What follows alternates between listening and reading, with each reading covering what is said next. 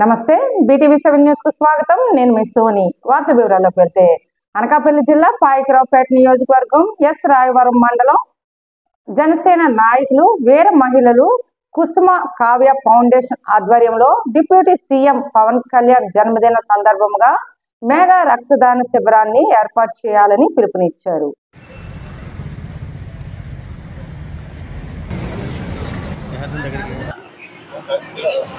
Power star Pawan Kalyan గారి జన్మదిన సందర్భంగా అడ్రోడ్ గ్రామంలో రక్తదాత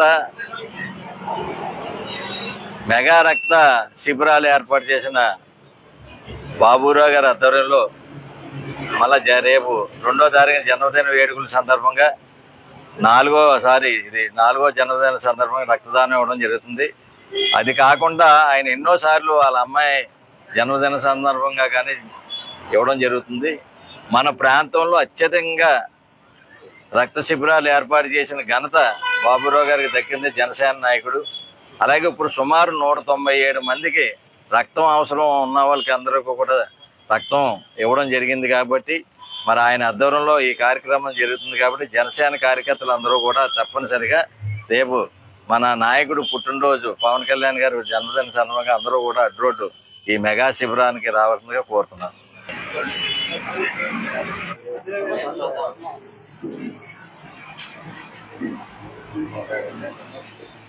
ఓకే, థ్యాంక్ యూ.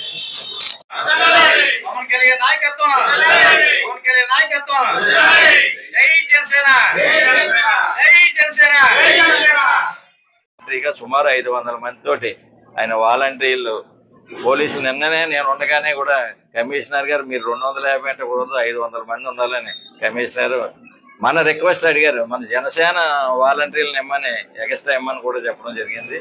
అలాగే వంశీ గారిని అక్కడ స్టేజు అంతా కూడా చూసుకోవడానికి ఇవ్వడం జరిగింది. ఇవన్నీ కూడా మానిటరింగ్ అంతా కూడా నాదెండ్ల మనోహర్ గారి ఆధ్వర్యంలో జరుగుతాయి. కాబట్టి ఈ సమావేశాన్ని సక్సెస్ఫుల్గా చేసి ఇంకా రాబోయే కాలంలో మన ప్రభుత్వం ఏంటే మనం 25 సీట్లతోటి ఈవేళ పంచాయతీరాజ్ ముందు ప్రజలకు కావాల్సింది. అలాగే రైతు భరోసా గతంలో ఇచ్చిన దానికంటే 6,000 మనం అదనంగా ఇవ్వడం జరిగింది.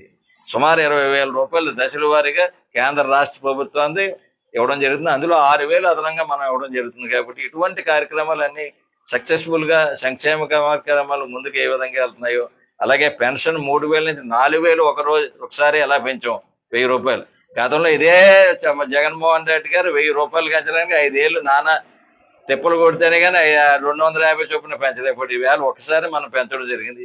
ఇటువంటి కార్యక్రమాలన్నీ కూడా జన సైనికులు అందరూ కూడా గ్రామాల్లో మనం పబ్లిష్ చేసి రేపు స్థానిక సంస్థల ఎన్నికల్లో కూటమి ప్రభుత్వంతో మన అందరం కూడా ఎవరికి ఏ గ్రామంలో బలం ఉన్నదో వాళ్ళందరినీ కూడా కూటమి ప్రభుత్వం అందరూ కూడా కూర్చుని నిర్ణయించుకుని పోటీ చేసి స్థానిక సంస్థల్లో కూడా మన సంస్థ చాటుకోవాలని రేపు రాబోయే ఈ కార్యక్రమానికి 28, 29, 30 కార్యక్రమానికి తప్పనిసరిగా సక్సెస్ఫుల్గా చేయాలని కోరుకుంటూ అందరి వద్ద సెలవు తీసుకున్నాను. చాలా మన సూపర్ 6 పథకంలో ఏదైతే అమలు అనుకున్నామో గ్యాస్ బర్నర్లు కానీ లేకపోతే వేళ ఇది మన ఆగస్టు 15 నుంచి మొన్న ఉచిత ఫ్రీ బస్సులు ఏర్పాటు చేయడం జరిగింది. ఈ విధంగా దశల వారీగా ఆర్థిక వ్యవస్థ గత ప్రభుత్వం జగన్ గారి ప్రభుత్వంలో ఆర్థిక వ్యవస్థను చిన్నాభిన్నం చేసినా సరే మరి చంద్రబాబు నాయుడు గారు వ్యూహకర్తగా మరి ఉన్నారు. కాబట్టి అటు కేంద్రంలో మోడీ గారి సహకారం ఉంది. కాబట్టి ఇవన్నీ కాకుండా పోలవరం ప్రాజెక్టు ఎప్పటి నుంచో మన కళ్ళకన్నా ఆ పోలవరం ప్రాజెక్టు శరవేగంతో పనులు ఏ విధంగా జరిపెడుతున్నారో మన అందరికీ కూడా తెలుసు. గతంలో చంద్రబాబు నాయుడు గారు ఎలా పరిగెడుతున్నాయో అన్నది దానికి నిదర్శనంగా గ్రామాల నుంచి బస్సులు కూడా వేసి చూసేవారు. ఈవేళ మళ్ళీ అదే పరిస్థితి వస్తుంది. ఈవేళ గ్రామాల నుంచి టూరిజం కింద ఈ పనులు ఏ విధంగా జరుగుతున్నాయి అన్నది కూడా చూస్తున్నారు. ఒక 6 నెలల సంవత్సరం కాలంలో మనకు దగ్గరలో ఇక్కడ మన పోలవరం వెళ్తుంది, మిగతా వాళ్ళకి తెలియదు.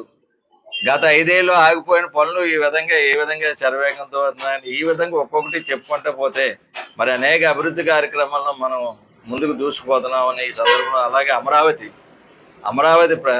భారతదేశంలోనే ఏ రాష్ట్రంలో లేని రాజధాని నిర్మించడానికి ఏ విధంగా నిధులు మంజూరు అయ్యే శరవేగంతో పనులు అవుతున్నాయి. దానికి బూచిగా చూపెట్టి వరద వచ్చేసింది. వరదలు వస్తే హైదరాబాదే మునిగిపోతుంది. వరదలు వస్తుంది. ఇది మునిగిపోవడం ఏంటి పొలాలు మునిగిపోవా, ఎక్కడైనా మునిగిపోతాయి. దీన్ని భూతార్థం కింద చూపెడుతున్నారు ప్రతిపక్షం వాళ్ళు. కాబట్టి ఇటువంటి కార్యక్రమాలన్నీ కూడా చేస్తున్నాం. ఇలాగే పంచాయతీరాజ్ వ్యవస్థలో మనం, అలాగే టూరిజంలో ఏ విధంగా డెవలప్మెంట్ అయింది మా చేత, అలాగే సివిల్ సప్లై మీకు అందరికీ కూడా తెలుసు. నాదెండ్ల మనోహర్ గారు నాయకత్వంలో సివిల్ సప్లై ఏ విధంగా, మరి మీ అందరూ కూడా గతంలో పోర్ట్లో ఏ విధంగా ఎక్స్పోర్ట్ అవుతుంది, మన తెల్ల బియ్యం ఎక్స్పోర్ట్ అవుతున్నాయి, దాన్ని ఏ విధంగా అరికట్టి దానికి ఒక నిబంధనలు పెట్టి ఈవేళ మిల్లర్స్ లేదంటే ఎగుమతి దిగుమతి వ్యాపారం చేసే వాళ్ళందరూ గుండెల్లో రైళ్లు పరిగెట్టే విధంగా నాదెండ్ల మనోహర్ గారు మరి అవన్నీ కూడా అరికట్టడం జరిగింది. మరి అదేవిధంగా ఈరోజు ఈ జిల్లాలో వివిధ శాఖలు ఎమ్మెల్యేలు అందరికీ కూడా ఒక్కొక్కరికి ఒక్కొక్క ఇవ్వడం, కొంతాల రామకృష్ణ గారికి మీడియా అంతా కూడా రోజుకి ఏ రోజుగా ఆ రోజు అప్డేట్ ఇవ్వడానికి మీడియా అయినా తాతారావు గారిని నిర్మించడం జరిగింది. అలాగే మన జిల్లా ప్రెసిడెంట్ పంచకల్ రమేష్ బాబు గారికి